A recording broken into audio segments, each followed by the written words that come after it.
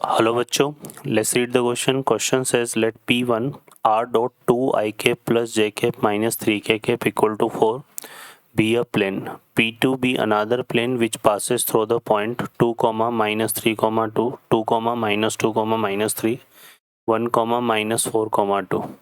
If the direction ratio of the line of intersection of P1 and P2 be 16 alpha beta, then value of alpha plus beta is equal to option है 28, 13, 15 and none of this. Solve करते हैं बच्चों question को.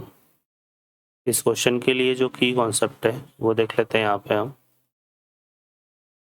की concept में हम बात करें इसमें तो हम क्या यूज करेंगे, equation of plane passes through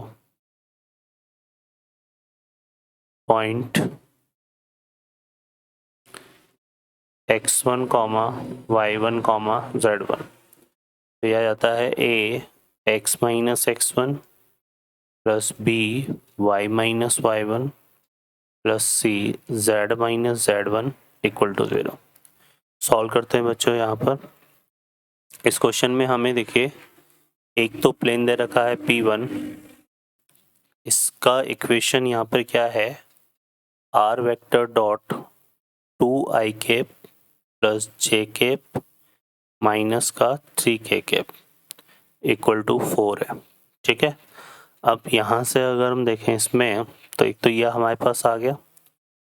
अब सेकंड जो प्लेन है वो पास हो रहा है किससे, 2 comma minus 3 comma 2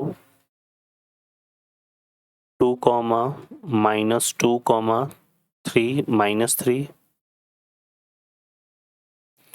and 1 comma minus 4 comma 2 से.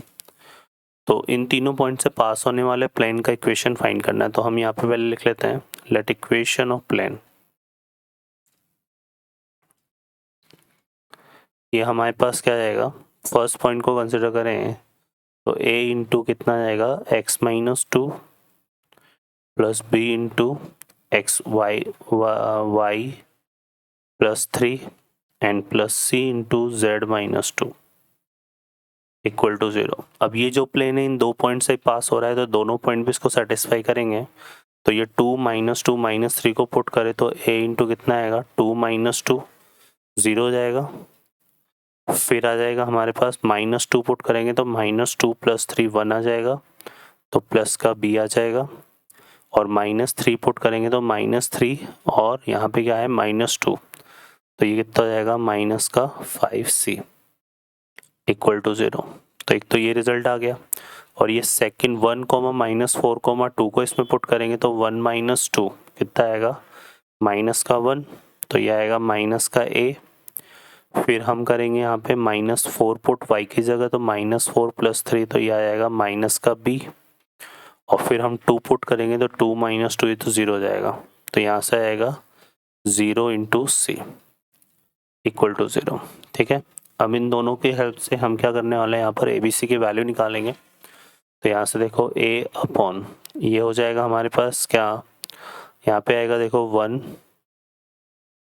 माइनस 1 और ये कितना हो गया 5 ये हो गया 0 इक्वल टू b अपॉन यहाँ पे आएगा 5 0 और यहाँ पे 1 माइनस 1 सॉरी ये 1 माइनस 1 नहीं आएगा, यहाँ 0 आएगा 0 माइनस 1 और यहाँ पे आएगा यहाँ पे हमने पुट किया 5 0 आ गया. 5 0 के साथ क्या आएगा, यह आएगा हमारे पास देखो ये हमने लिया था एक सेकेंड यहाँ पर एक के साथ तो हमारे पास यहीं से शुरू करेंगे हम. ये 1 माइनस 1 ही आएगा और फिर आएगा माइनस का 5 0 फिर यहाँ माइनस 5 0 और फिर 0 माइनस 1. ठीक है. और फिर c के साथ हम क्या लेंगे यहाँ पे 0 माइनस 1 और फिर c के साथ आ जाएगा हमारे पास 0 माइनस 1 और 1 माइनस 1. अब इसको सिंप्लीफाई करते हैं. देखिए यहाँ से तो ये कितना हो गया 1 इंटू 0 0 और ये हो जाएगा 5 और यहाँ पे आएगा माइनस 5. ठीक है. और यहाँ से करें हम b अपॉन, तो ये 5 ही आएगा, और यहाँ से अगर हम करें c अपॉन, तो ये तो 0 हो गया, और ये -1 और एक माइनस बीच में, तो ये 1 आएगा। तो यहाँ से हमारे पास क्या आ गया, जो डायरेक्शन रेशियो ऑफ प्लेन है, मतलब ABC की अगर हम बात करें, तो वो हमारे पास आएगा -5, 5 एंड 1। ठीक है, तो ये तो डायरेक्शन रेशियो आ गए। इसको पुट करते हैं इक्वेशन ऑफ प्लेन में, तो यहाँ पे देखो क्या आ जाएगा, -5x-2, फिर आ जाएगा 5y+3 plus 5y+3 and plus जो c है वो 1 था, तो 1 z-2, तो ये आएगा z-2 इक्वल टू 0। तो इसको सॉल्व करते हैं, तो ये हो गया माइनस का 5x प्लस का 10 प्लस का 5y प्लस का 15 प्लस का z-2। अब सॉल्व करते हैं, यहाँ पे देखो माइनस का 5x प्लस का 5y प्लस का z, 10 और 15 कितना हो गया, 25, 25 -2 प्लस का 23। तो ये सेकंड प्लेन आ गया। ठीक है बच्चों, तो ये सेकंड प्लेन आ गया। अब हमें क्या फाइंड आउट करना है, हमें फाइंड आउट करना था direction ratio of line of intersection of P1 P2। तो यहाँ पे डायरेक्शन रेशियो P1 की बात कर लेते हैं। डायरेक्शन रेशियो, ये तो P2 प्लेन है ना, P2 प्लेन आ गया ये तो यहाँ पे डायरेक्शन रेशियो ऑफ P1 की बात करें तो वो हमें यहीं से मिल जाएगा। यहाँ पर देखो 2 1 -3 आ रहा है, कितना आ रहा है, 2 1 -3, और P2 के डायरेक्शन रेशियो हमने निकाले थे यहाँ पे -5 5 एंड 1, ये आ रहा है। ठीक है, अब हमें क्या फाइंड करना है, डायरेक्शन और ratio of line of intersection P1 P2। Direction ratio of line of P1, line of intersection of P1 P2, line of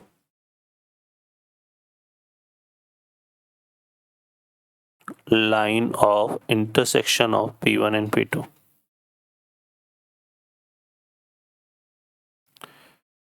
P1 and P2। तो ये हमारे पास क्या आ जाएगा, देखो वही इन दोनों से वेक्टर बना के उनका क्रॉस प्रोडक्ट निकाल लेंगे। तो क्रॉस प्रोडक्ट हम ऐसे निकालते हैं डिटर्मिनेंट की हेल्प से, I J K, यहाँ पे ले लेंगे 2 1 -3 और यहाँ -5 5 एंड 1। ठीक है, इसको सिंप्लीफाई कर लेते हैं, तो सिंप्लीफाई कर लेते हैं यहाँ पर। तो यहाँ से क्या आ जाएगा, I कैप इंटू ये आएगा 1 और -15 तो +15, तो 1 +15 माइनस जे कैप, ये जे कैप है, तो ये आएगा 2 1 जा 2 और 5 3 जा 15, है ना, तो माइनस का 15 आएगा ये, और प्लस का के कैप यहाँ से करेंगे तो 2 5 से कितना हो गया 10, और माइनस का 5, एक माइनस बीच में आएगा तो प्लस का 5। ठीक है, तो ये आ रहा है हमारे पास 16 I कैप, और ये कितना हो गया 13 -13, तो प्लस का 13 J कैप, और ये प्लस का 15 K कैप। ठीक है, तो ये आ रहा है हमारे पास direction of line of intersection of P1 P2। तो इसकी हेल्प से अगर हम देखें तो यहाँ पे जो डायरेक्शन रेशियो हमारे पास बन रहे हैं वो बन जाएंगे 16 13 एंड 15। ठीक है, क्या आ रहा है, अब क्वेश्चन में देखो क्या बोला हुआ है कि यहाँ पे दिया हुआ है 16 अल्फा बीटा।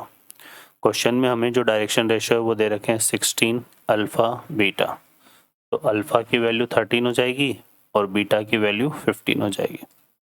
हमें क्या फाइंड आउट करना था यहाँ पे, basically alpha plus beta find out करना है। तो हमें फाइंड आउट करना था यहाँ पे अल्फा प्लस बीटा, तो ये आ जाएगा 13 + 15 जो कि कितना आ गया 28। तो ये हमारा इसका आंसर बनेगा। ऑप्शन अगर हम देखेंगे तो first option is the correct answer. Okay बच्चों, I hope you understand well, best of luck, thank you.